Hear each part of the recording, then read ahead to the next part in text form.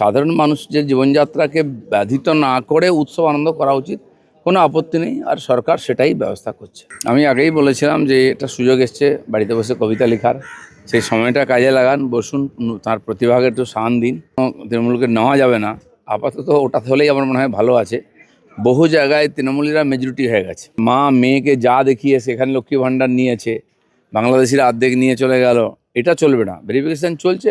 এত টাকা রাখার জায়গা নেই। সবাই তো আর পার্থবর মতো ফ্ল্যাট কিনে টাকা রাখতে পারেনি, তাও বাঁচানো যায়নি। আধা ঈদ, সেই উপলক্ষে কলকাতা শহরের কোথাও ট্রাফিকের কোনো গাইডলাইন নেই, অর্থাৎ all road free for all kind of traffic. First time আমার অভিজ্ঞতা। কি বলবো? দেখুন, আমাদের দেশে সারা বছর কোনো না কোনো উৎসব চলে, ধর্মীয় আয়োজন চলে।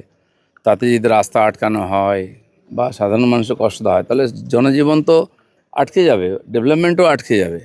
তো সাধারণ মানুষের জীবনযাত্রাকে ব্যাধিত না করে উৎসব আনন্দ করা উচিত, কোনো আপত্তি নেই। আর সরকার সেটাই ব্যবস্থা করছে। দল ছাড়ার হিড়িক, কালকেও বেশ কিছু মানুষ দল ছেড়েছেন, তার মধ্যে কাকলি ঘোষ দস্তিদার, অরূপ চক্রবর্তী এরা আছেন। এইটার দুঃখে মমতা বন্দ্যোপাধ্যায় একটা কবিতা লিখেছেন, কবিতাটার নাম হচ্ছে গিরগিটি। আমি আগেই বলেছিলাম যে এটা সুযোগ এসছে বাড়িতে বসে কবিতা লেখার, সেই সময়টা কাজে লাগান, বসুন, তার প্রতিভাকে একটু শান দিন। আর অনেক এরকম ইস্যু পাবেন কবিতা লেখার জন্য। এরপরে পার্টিটাই উঠে যাবে, তার দল আছেটা কি। এই অবস্থায় শ্রমিক ভট্টাচার্যের ভালো তৃণমূল খারাপ তৃণমূলের যে গাইডলাইন, এই গাইডলাইন নিয়ে বিজেপিরই অভ্যন্তরে যারা দীর্ঘদিনের মাটি কামড়ে পড়ে থাকা বিজেপি কর্মী, তাদের মধ্যে একটা কথা হচ্ছে। দেখুন, প্রেসিডেন্ট বলেছেন, কিছু পরিপ্রেক্ষিতে কেন বলেছেন সেটা ওনারা বলবেন। তো এটা যে নির্দেশ আছে কোনো তৃণমূলকে নেওয়া যাবে না, আপাতত ওটা হলেই আমার মনে হয় ভালো আছে। বহু জায়গায় তৃণমূলীরা মেজরিটি হয়ে গেছে।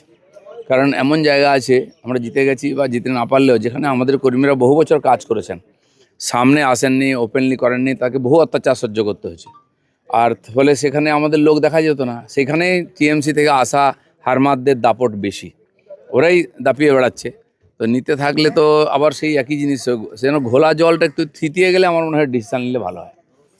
অন্নপূর্ণা ভান্ডারের যে ফর্মটা, 12 পাতার ফর্মটা এত জটিল যে অর্ধেক মহিলা ফর্ম পড়ে তার মানেই বুঝতে পারছেন, এবং তারা বলছেন এটা হচ্ছে আমাদেরকে আলটিমেটলি অন্নপূর্ণাটা না দেওয়ার একটা ষড়যন্ত্র। সবই সরলীকরণ হবে, শুরু করেছে একটা ভেবে। ওই রকম নেই রাস্তায় দাঁড়িয়ে হলো, যাকে ইচ্ছা দিয়ে দিল। নিজের ছেলে মানে মা মেয়েকে যা দেখিয়ে সেখানে লক্ষ্মী ভাণ্ডার নিয়েছে, বাংলাদেশিরা অর্ধেক নিয়ে চলে গেল। এটা চলবে না, ভেরিফিকেশান চলছে, দিতে হবে, সরলীকরণ হবে আস্তে আস্তে। জিএসটি যখন লাগু হলো কেউ বুঝতেই পারছিল না, আজকে জিএসটি নিয়ে সবাই খুশি, তার জন্য একটা সময় লেগেছে। মগ জলদস্যুরা গুপ্তধন লুকিয়ে রাখতো পাহাড়ের গুহায়, সমুদ্রের খাঁজে। এই দীপঙ্কর বাদুরিয়ার চেয়ারম্যান যে গুপ্তধনটা লুকিয়ে রাখলো পাট খেতে, 2,47,00,000 টাকা অ্যাজ অফ নাও। অনেকগুলো কারেন্সি নষ্ট হয়ে গেল। ও কি একটু ভুল করেছে দাদা? ও কি আরো ভালো জায়গায় রাখা উচিত ছিল? এত টাকা রাখার জায়গা নেই। সবাই তো আর পার্থবর মতো ফ্ল্যাট কিনে টাকা রাখতে পারেনি, তাও বাঁচানো যায়নি। তো আগেকার দিনে আমাদের গ্রামের দিকে দেখতাম খড়ের চালে বাঁশের যে বাঁশ থাকতো, বাঁশের ফুটোতে ঢুকিয়ে ঢুকিয়ে রাখতো গরু বিক্রির টাকা। এটা রেখে দিত, ঘর পুড়ে গেছে, অনেকে সে সব পুড়ে গেছে। তো এরকম আজকেও এত টাকা এসছে এদের কাছে, রাখার জায়গা নেই, পাবলিক জেনে যাবে। লুকিয়ে রাখতে গিয়ে এই দুর্দশা হয়েছে। এই লোকগুলোকে ভয়ঙ্কর শাস্তি দেওয়া উচিত।